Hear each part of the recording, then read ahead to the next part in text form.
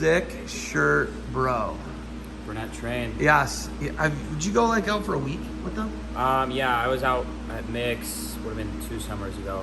So after the junior duels, I went out there stayed with Mick and Nate and trained with them for, I think it was like 9 days or something. Okay, so you were in Ohio. Yep. It's a little different setup than this. First things first, there's humidity there. Yeah. And you're going to University of Minnesota. Yep. And they have humidity there. Yeah. It is not what we are in right now. No. It's hot. Like it's hot here right now. What is it, 110? 111. 111. Yeah, it's definitely a different type of heat. It would get hot in that room. It got really hot in that room. And living in the Pacific Northwest, you guys get like this, you're in this like weird spot where you guys don't get the same rain, right? You guys don't get the rain like the coast gets the rain, right? You're inland is what they actually call you guys. Yep. But like you're in the inland Pacific Northwest. You guys get snow though. You get good snow here. We didn't get a ton last year, but usually we get a good amount. Yeah. Leaving North Idaho and Eastern Washington, where you've grown up for the last, early life, you were in Minnesota. You're actually returning to where you were born, right? I was born in Coeur d'Alene. You were born in Coeur d'Alene. So you're leaving Coeur d'Alene. You were raised a couple years in Minnesota, though, right? I think 2 maybe. 2 years in Minnesota. I don't remember it. I think I was like 3 or 4. So you're going back to where you were as like a toddler. Yep. Right? You've done all this moving. Yep. Did you ever get attached to one area more than the other?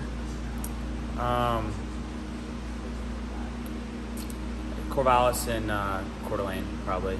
Yeah. Corvallis is kind of where I grew. I mean, I grew up there. Elementary. Legend and their whole family grew up with them a lot, and then Gabe Wisenhunt. A lot of other guys too. But Coeur d'Alene, is home too. So I'd say, they're both kind of home. What's the biggest thing when you're doing camps, right? You get to do camp stuff every year. You actually get to see how they do it at Burnett Trained. Your dad's starting a camp system now. This is the first real year of camps in his own facility, right? He's done the thing in Cheney, Washington, and Eastern Washington. He's done a bunch of different camps at Coeur d'Alene High, Central Valley, Central Valley. Yep. Yeah, he's done a different camps, like kind of satellite camps. Now it's on its own. How much different is this compared to all those other camps where they're hosted somewhere else? It's definitely a different setup as far as, kids are staying here, and it's just a little bit different of an atmosphere. I mean, it's kind of similar to Burnett's. The kids staying there and, working out 3 times a day. But yeah, I guess the kids are just staying there, and kind of the kids are always with each other instead of leaving and going off. Okay, so you tore your ACL, I want to say in like December this year. Yeah, I think it was January 7th. So early January, right? Was it at Raleigh Lane? Yep. So you tore your ACL, and then you finished the year in the big bulky brace. You won a 3rd state title, right? Immediately afterwards, you have your ACL done, right? Yep. What has the progression been from you don't get to run track as a senior, which makes me sad. I think you could have been really good. You were really good. But what has the progression been from ACL in March? Was it March? Yep.